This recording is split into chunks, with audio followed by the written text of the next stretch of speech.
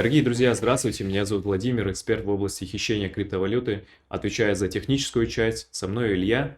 Тарасов Илья Борисович, юрист, эксперт в области противодействия мошенничеству, общественный деятель. Да, Илья, сегодня я подготовил 10 вопросов, связанных с хищением криптовалюты, и надеюсь, у тебя есть на них ответы. Ну, у меня есть на них ответ, но так как ты в этом разбираешься не меньше, чем я, у тебя тоже, наверное, Да, есть на давай это тогда ответ. будем вместе друг друга дополнять. Давай. Итак, первый вопрос у нас это какие схемы хищения криптовалюты наиболее распространены в 2025 году? Схема хищения криптовалюты самая распространенная – это мошенничество. То есть это когда вас под любым предлогом обманывают, и вы сами переводите эту криптовалюту. Очень редко бывает кражи. Мгм. Очень редко. А кража, она, как правило, бывает связана с чем? Получается, мошенники отправляют какое-то вредоносное приложение там или как кража?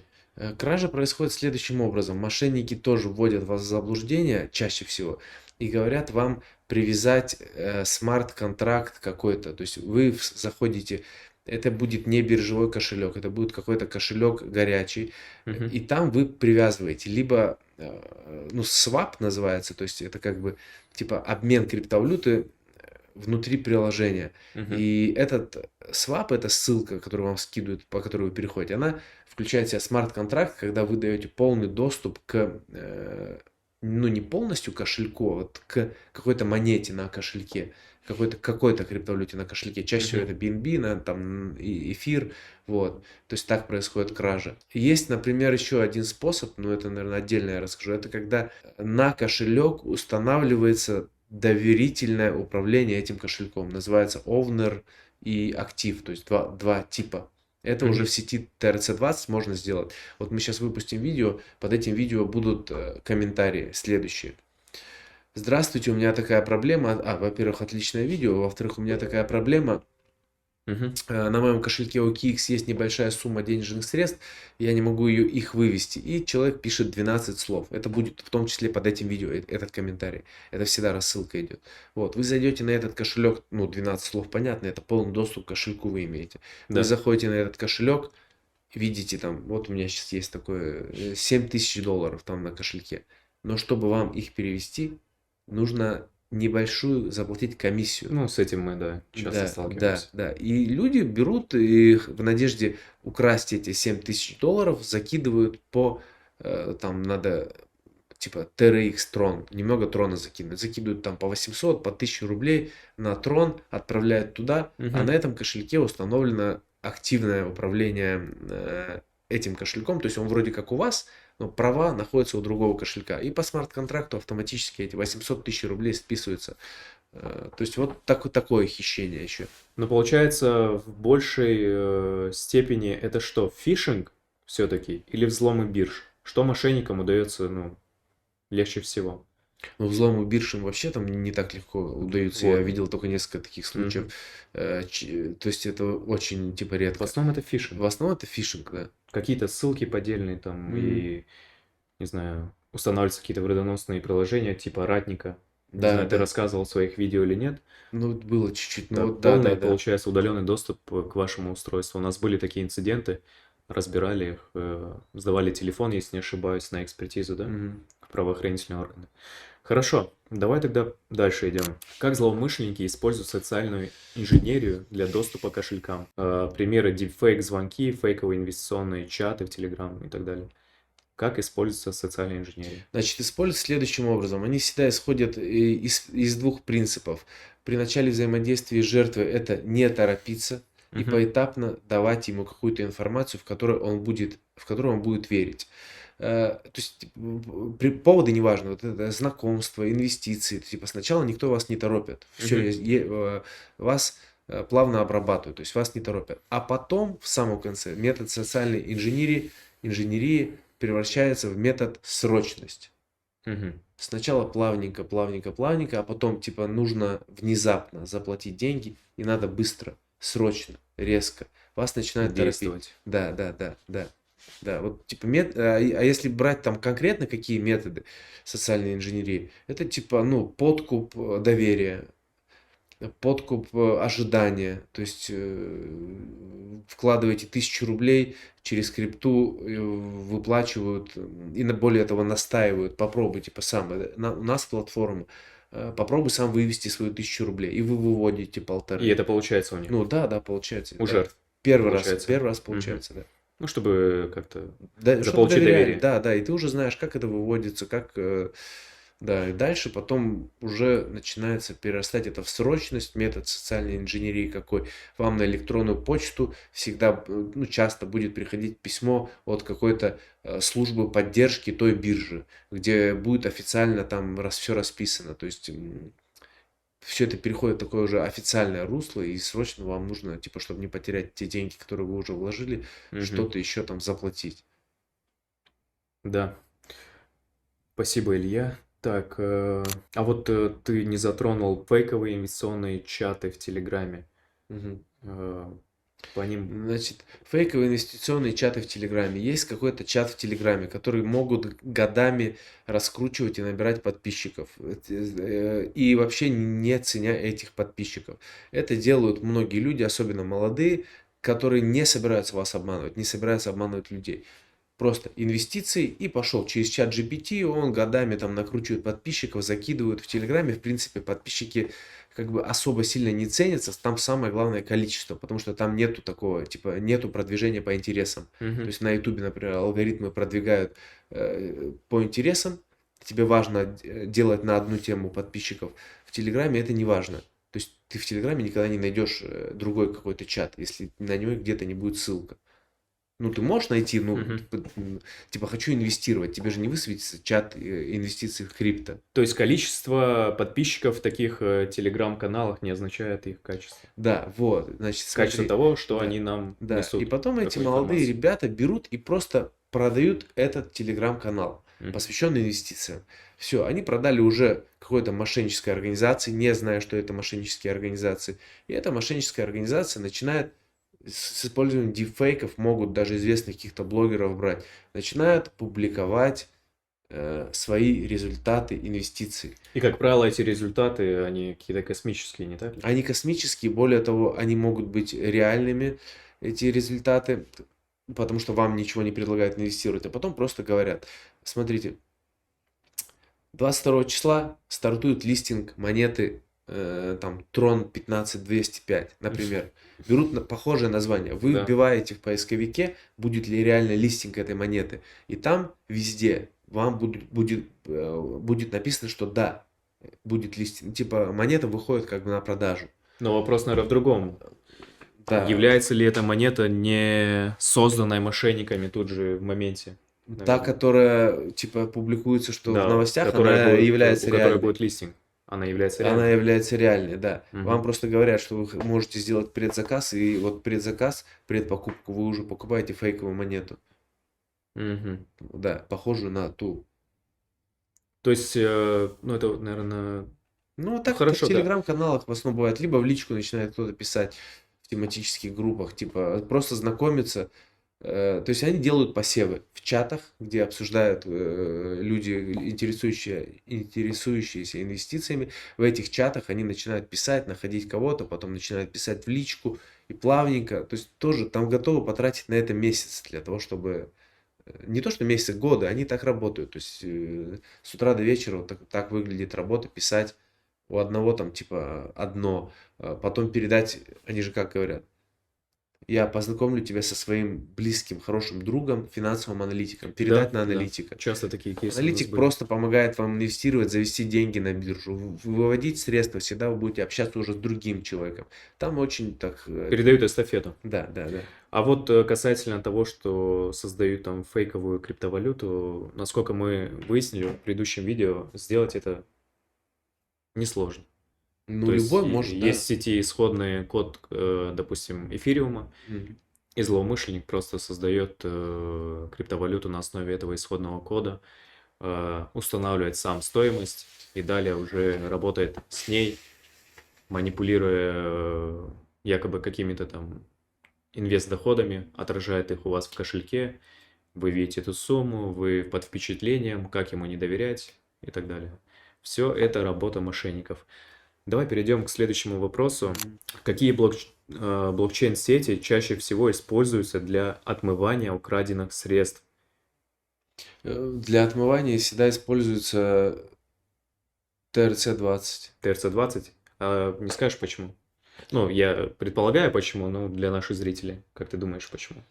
TRC-20 используется, потому что, наверное, это самая такая простая для перемещения криптовалюты USDT сеть. Самая Да, такая предсказуемая мошенникам, быстрая. То есть и это сейчас люди начинают понимать, что оказывается это можно блокировать, что оказывается есть эмитет, что там криптовалютные биржи как-то начинают реагировать. Вот. Самая такая простая, типа, которая поддерживается большинством бирж, мгм. сеть везде, в любом обменнике TRC-20. Просто принято вот так вот. Хотя это не самое лучшее, на самом деле, даже со стороны Да, есть, мошенничества, если есть по смотреть. комиссиям, допустим, Да, гораздо да, да. ниже криптовалюта. Мгм. Но я не могу с тобой не согласиться, потому что я сам в экспертизах, в анализе блокчейн-операций, я сам буквально в 90% случаев сталкиваюсь именно с USDT. Ну, Почему-то USDT в мошенники сети делают на нее TRC-20, да. очень большой акцент. Но так как ты сказал то, что ее теперь легко как бы отследить, там можно написать эмитенту, Мгм. тезеру, скорее всего, какие-то схемы и криптовалюта, которую будут мошенники использовать, она будет меняться. Допустим, вот сегодня у нас был случай, мы разбирали, получается, BSC Coin.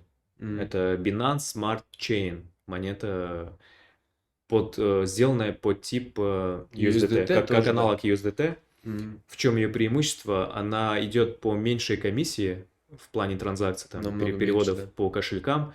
Работает в таких сетях, как Ethereum, BIP20, если не ошибаюсь. Мгм. То есть, ну, создаются аналоги, но это настоящая монета. Да. BSC Chain — это Там как самый такой, настоящая да, монета. самый такой там нюанс, это в том, что у вас будут деньги на криптовалютной бирже USDT. Да.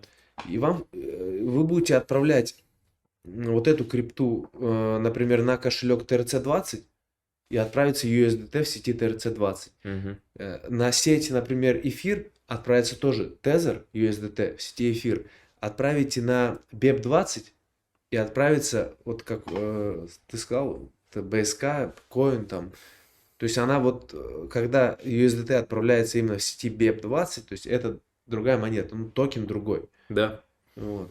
абсолютно. Ну, комиссии там, да, это Комиссия вообще, ниже. конечно, лучше, чем этот Трон. Комиссии там намного ниже. Да. Ну, это типа, если реально там что-то отправлять, так-то. Да, а вот как раз вот по этой сети я дополню, если у кого украли криптовалюту именно вот такую, BSC токен, Binance Smart Chain, ее отследить можно в BSC Scan. Пользуйтесь. Есть такой ресурс, это анализатор блоков, Explorer. Вот, можете там проследить движение Для, с вашего кошелька на Мгм. кошельки мошенников, используя этот ресурс.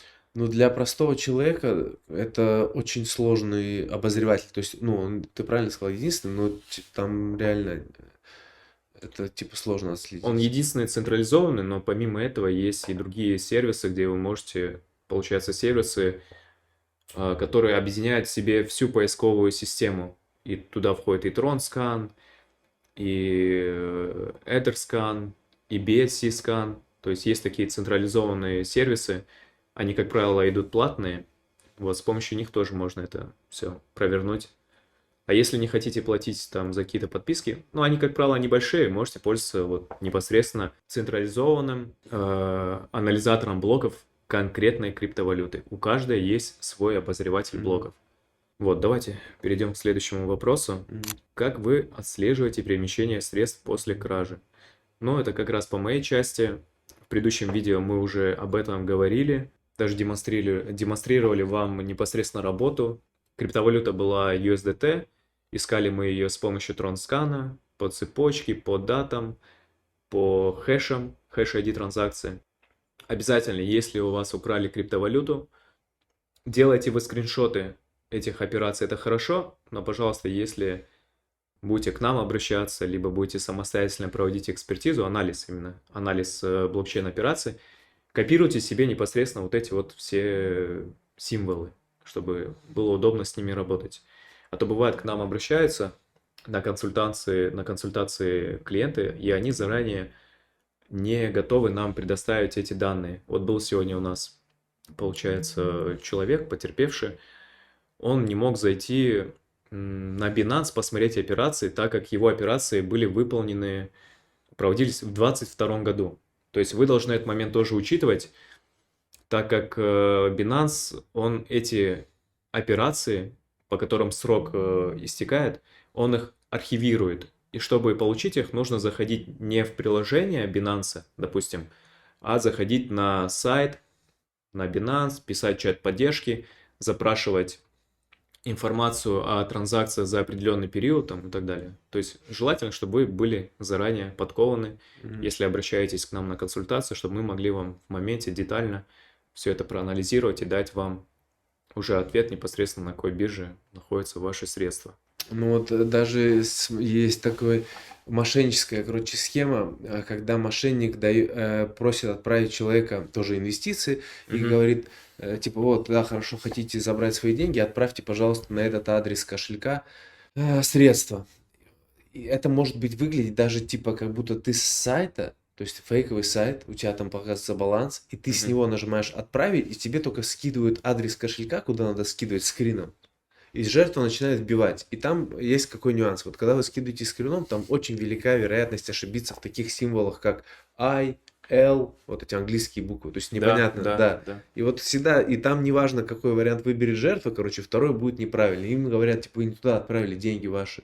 Да. Что же делать, типа, а уже ноль. Жертва это не понимает, но понимает, что реально ошибся человек. Он это понимает, что, блин, я реально ошибся в символе. И они, вот, ну, велика вероятность, что снова они отправят деньги, потому что здесь человек понимает, что это реально его вина. Хотя на самом деле там, типа, просто любой вариант, какой вы выберете, второй будет для мошенников правильный.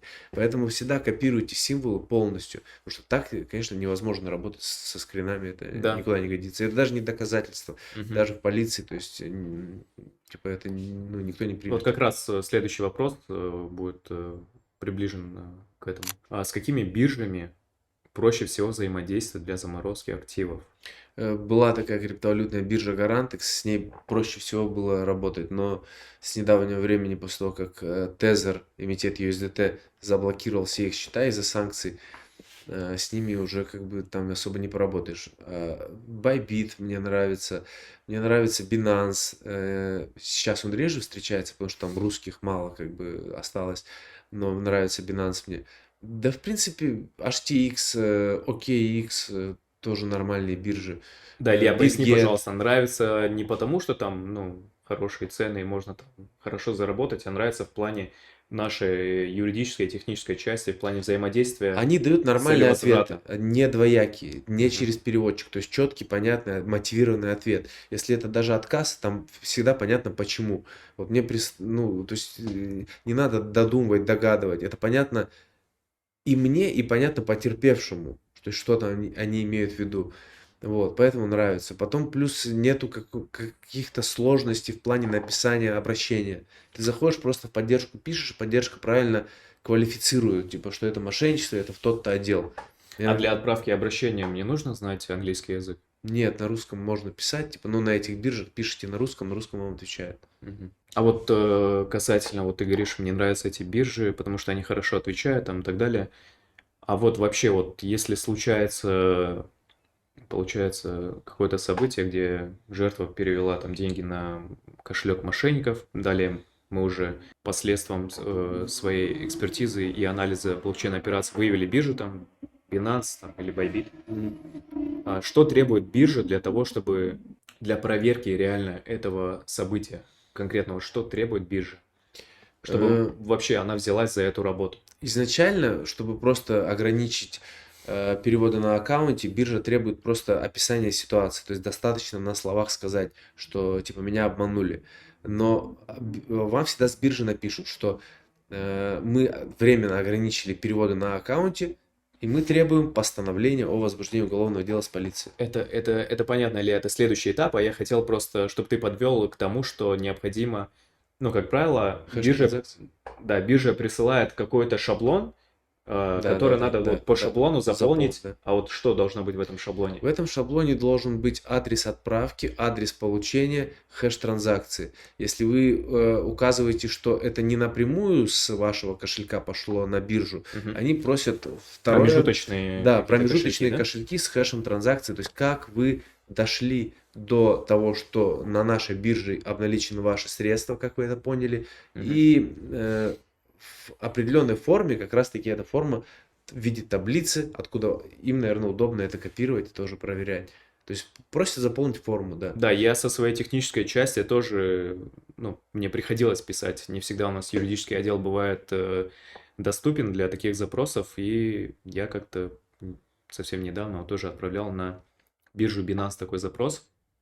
Мы его Они называем, заблокировали там, по-моему, тебя. да, я отправлял, получается, информационное письмо, оно у нас так называется. Мы шаблон тоже предоставляем Да, кому нашим нужны шаблоны, пожалуйста, обращайтесь, это скинем все без проблем. нашим дорогим друзьям, предоставляем этот шаблон тоже. Вот. И там как раз я указывал, ну, все то, что ты сейчас озвучил, и биржа приняла положительное решение, заморозила средства, кошелек и дополнила вот как раз необходимыми действиями для дальнейшего там возврата этих средств, это взаимодействие с правоохранительными органами. То есть вот как раз у меня сразу созрел вопрос, без полиции можно вернуть? Ну, без полиции можно вернуть шанс, только этому 0,0001%. Какая-то чисто удача, случайное стечение обстоятельств, что мошенника замучить совесть. Так вот реально нет. Без полиции невозможно это вернуть. Никак. Ну, через суд, например, можно не идти в полицию, а идти в суд. Получать судебные решения, которые Мгм. тоже, да, типа, не менее хуже или даже лучше там исполняются, да, криптовалютными биржами, то есть через суд. Через суд можно, да, но там просто суд должен выносить решение об аресте либо заморозке криптовалютного кошелька. Основания какие могут быть? Э, Тут как бы сложно сказать, ну так навскидку я даже не знаю, какие основания. Подскажи, вот если нас смотрит, получается, зритель, у которого украли криптовалюту, но у него такое стечение обстоятельств, что он не может по какой-то причине обращаться в полицию. Или он находится, допустим, на данный момент не под юрисдикцией Российской Федерации, а находится, допустим, где-нибудь за границей, и для него там проблематично по каким-либо причинам взаимодействие с правоохранительными органами. Но, значит, с правоохранительными органами я понимаю сложность взаимодействовать, когда человек живет в маленьком городе, и он стесняется, что он пойдет, его там знают, или просто стесняется, что над ним будут смеяться там. То есть вот такие причины я знаю. Если это так, то нужно перебороть себя, идти и требовать, ну, если речь вести про возврат средств. Если это какие-то другие иные случаи, Ну, допустим, ну, человек, ну, просто по какой-то причине не хочет взаимодействия с правоохранительными органами, ввиду там, не знаю, возможно, какого-то дела, которое ведется по нему, но криптовалюту у него украли. ну, Вот тут я как не быть? подскажу, то есть это, значит, какой-то криминал, который здесь как бы я ну, не могу быть сторонником, то есть я не знаю какие-то причины реальные, почему. То есть неверие в правоохранительные органы, то есть ты не веришь, что тебе там помогут, Мгм. это одно. Здесь как бы я готов сказать, что надо Ну, верить и может требовать. быть, я... Если это какие-то иные причины, значит это криминал. Если это криминал, то типа, ну, не знаю как. Ну, допустим, человек не работает официально, но у него вот украли, допустим, криптовалюту в Но размере она там законно, 300-400 тысяч USDT. законно И он получена. вот боится обращаться в полицию, так как ему там, если вернуть эти средства, придется платить там какой-то налог на имущество, либо пытаться как-то объяснить происхождение этих средств. Но он как-то заработал там в течение, не знаю, там 10-15 лет он работал, трудился, Значит, заработал, бояться не но нужно. Бояться не нужно. будут лишние какие-то вопросы, и он этого Ты смущается. здесь, в этой стране, в подавляющем большинстве стран никому не нужен. Когда ты пойдешь, вы пойдете, напишите заявление в полицию, вы поймете, что и без этого этим никто не занимается. Никто вопросы никакие задавать не будет. Надо идти и писать. Если эти вопросы будут задавать, ну, украли у тебя 300 тысяч долларов, налоги ты боишься заплатить? налоги и Ну, когда как-то вернешь, я заплатишь, не знаю, ты как готов обосновать заплатить? происхождение этой суммы. Сотрудник полиции некомпетентен в рамках этого следствия задавать тебе вопросы касаемо происхождения этой суммы. Он этим Если не занимается.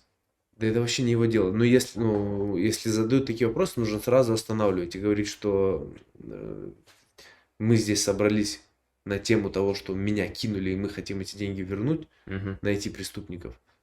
Вопросы, откуда у вас эти деньги, это воспрепятствие. Мгм. То есть это вообще предмет другого совершенно разбирательства. Это не имеет права, то есть, ну, спорить нужно с этим. Сразу останавливать. Почему сотрудник полиции считает, что он компетентен, ну, это 115 же федеральный закон Мгм. предусматривает, да, типа обосновать происхождение этой суммы. Это даже налоговое не дело. Почему сотрудник полиции считает, что он может это делать? Потому что он не знает цели и задачи своей службы. Его задача искать преступников, найти, нормально это сделать, а не спрашивать откуда. А вот мы еще в предыдущем видео обсуждали тему юрисдикции. Если есть какие-то проблемы с юрисдикцией, допустим, это украинская биржа, там, WhiteBit, мы, получается, требуем или рекомендуем правоохранительным органам просить помощи у коллег из ближнего зарубежья, будь то там Киргизия, Мгм. Казахстан, Мгм. там, Таджикистан, Узбекистан и так далее, да? Да. Мгм.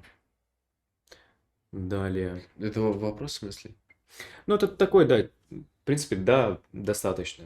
То есть Ну, сам лично потерпевший, понятно, он ничего не может через попросить в Казахстане, правоохранительные да. органы, да. Через правоохранительный орган. Они это знают, как делать. То есть есть два варианта. Раньше, да, допустим, до специальной военной операции. Есть в Генеральной прокуратуре один отдел, который отвечает за отправку запросов международных. Вот. Сотрудник полиции, если нужно такой запрос послать, посылает в свою районную прокуратуру информацию и просит сделать запрос. Районная прокуратура посылает это в этот отдел, который занимается отправкой международных Мгм. запросов. Тот посылает, соответственно, получает ответ и предоставляет сотруднику полиции информацию, которую он получил. Если это сейчас и надо послать на Украину, то же самое происходит, только нашему сотруднику полиции вообще не нужно знать, как этот запрос получился. С Генеральной прокуратуры отправляют запрос в Киргизию, там, В в Казахстан. Казахстан, да, и оттуда приходит ответ, если он приходит, ну, а не надо говорить, я просто уже чувствую, сейчас будут писать, что нам никто ничего не отвечает, не А вот приходит. как раз расскажи, Илья, о своем недавнем случае, как у тебя удалось, как тебе удалось выйти на отдел киберполиции Кыргызстана, если не ошибаюсь. Киргизстана, да, Да. да. Может, слушателям Да, будет как это интересно получалось? Да, и получилось зрителям. мне пообщаться с начальником управления киберполиции Республики Киргизия, как там правильно, вот. И хочу сказать, что в этом государстве сотрудники полиции на правильном пути, они компетентны и они понимают, о чем речь, потому что у нас шла речь про один украинский обменник, и сотрудник полиции, просто идет уголовное дело, я не могу много там Не, говорить на эту буквально тему, да. поверхностно, То да. есть это О компетентные люди, взаимодействии. да, у кого кто живет в Киргизии, например, у кого произошла такая ситуация, то там у вас нормальные перспективы, то есть там как бы ваши сотрудники полиции подкованные в теме хищения криптовалюты. Ну, это точно, то есть нормально там все разбираются. Были ли кейсы, где украденные средства удалось вернуть полностью?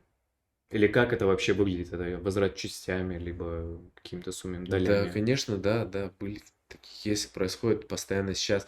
В телеграм-канале я публикую поступления, то есть Мгм. возвраты. Каждый recovery токен, ну, восстановление отмечается, потому что мы, ну, работаем с клиентами, и там у нас свои есть интересы, да, с каждым клиентом, они разные, поэтому, то есть полностью, если это касается USDT, это не может не полностью вернуться, Мгм. потому что транзакция полностью перевыпускается токен. А вот ты постоянно говоришь о том, что криптовалюта, она никуда не уходит, она остается в сети. Что ты имеешь в виду? Расскажи.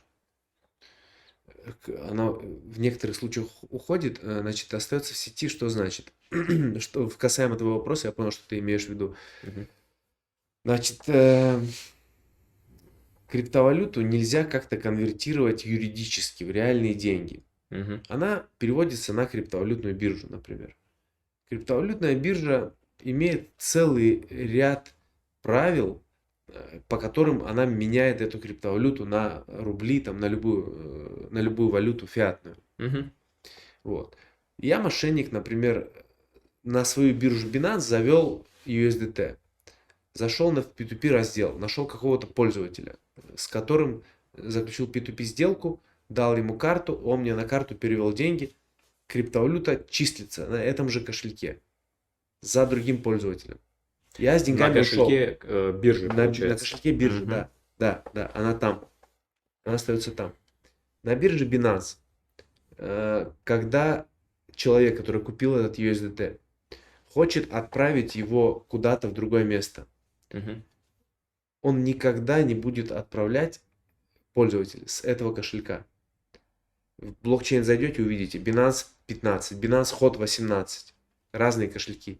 То есть этот пользователь, который законно купил USDT, отправляет крипту дальше, отправка идет с другого кошелька. Для него в интерфейсе выглядит пришло, ушло. Мгм. Наша крипта осталась на том же кошельке.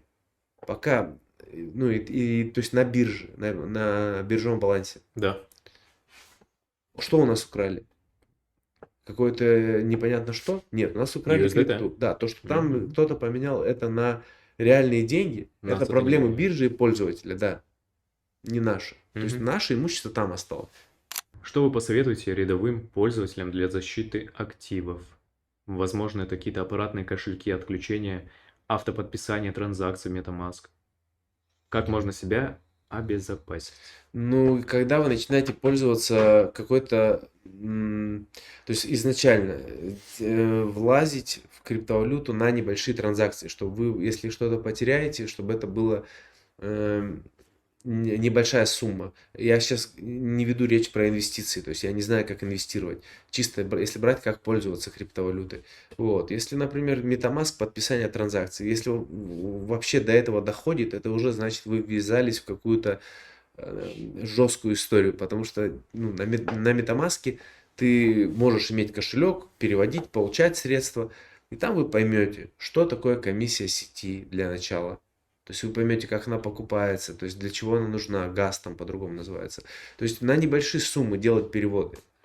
Всегда, то есть вот так вот как-то надо постепенно разбираться. Ну и то, что нельзя сообщать сид-фразу, это 12 слов от своего кошелька никому. Ну это, я думаю, Очевидно. понятно, да, Мгм. очевидно. Ну а так ты, типа, мошенники-то и не обманывают какими-то с использованием каких-то спецсредств. Мошенники, если обманывают, они обманывают с использованием методов социальной инженерии, как мы Да, как рассмотрели. правило. Поэтому никогда ты, то есть, не поймешь. Это вообще криптовалюта, это просто как предлог. То есть, если тебя обманули бы на другом. Как, на твой взгляд, изменится криптомошенничество в ближайшие 2-3 года? Оно приобретет очень большие масштабы, потому что сейчас банковские операции в Российской Федерации все сложнее совершать, и мошенники уже, вы такого не встретите, что на 800 тысяч кинули человека переводом. Его могли кинуть на 800 тысяч, дав ему номер карты виртуальный, который он пополнил наличными в банкомате. Мгм. Переводом всегда они уже делают по 60, по 50, 200 тысяч. Вот. Поэтому сейчас все перейдет в крипту. Все колл-центры, которые звонят и говорят под видом службы безопасности банка, они скоро перейдут на типа инвестиционной компании. Им это как бы несложно просто сайт сделать, чуть-чуть изменить модель обмана. И будут затаскивать людей туда. Поэтому криптомошенничество изменится только в своих масштабах, а метод обмана всегда будет, я думаю, одинаков еще многие годы, потому что он очень такой утонченный, там в крипте кинуть человека очень легко, то есть там столько нюансов вообще, которые, ну, Да сама криптовалюта для многих это как нечто такое нереальное и сложное. и они А разные эти же. схемы мошенничества, они просто ты влазишь в какой-то темный лес Мгм. и не можешь из него никак выбраться Да. на пути к Мгм. свету. В принципе, на этом 10 вопросов эксперту заканчивается. Надеюсь, это видео было для вас полезным. Вы получили необходимую для себя информацию. И в дальнейшем не будете совершать таких опрометчивых поступков. Берегите себя и свои деньги. и восстанавливайте свои деньги, дорогие друзья. На канале есть вся информация для того, чтобы действовать. Смотрите видео, делайте. Будет результат. Будет что-то, вы вернете. Это все просто расходится по разным частям. Ваши средства обналичиваются там, здесь. То есть по-любому вы не останетесь там без ничего. Вот. Тем более это не требует много времени. Да. Тем более, когда есть такие сотрудники и эксперты, как мы. Я по технической части, Я по юридической да, части. ищу вашу криптовалюту.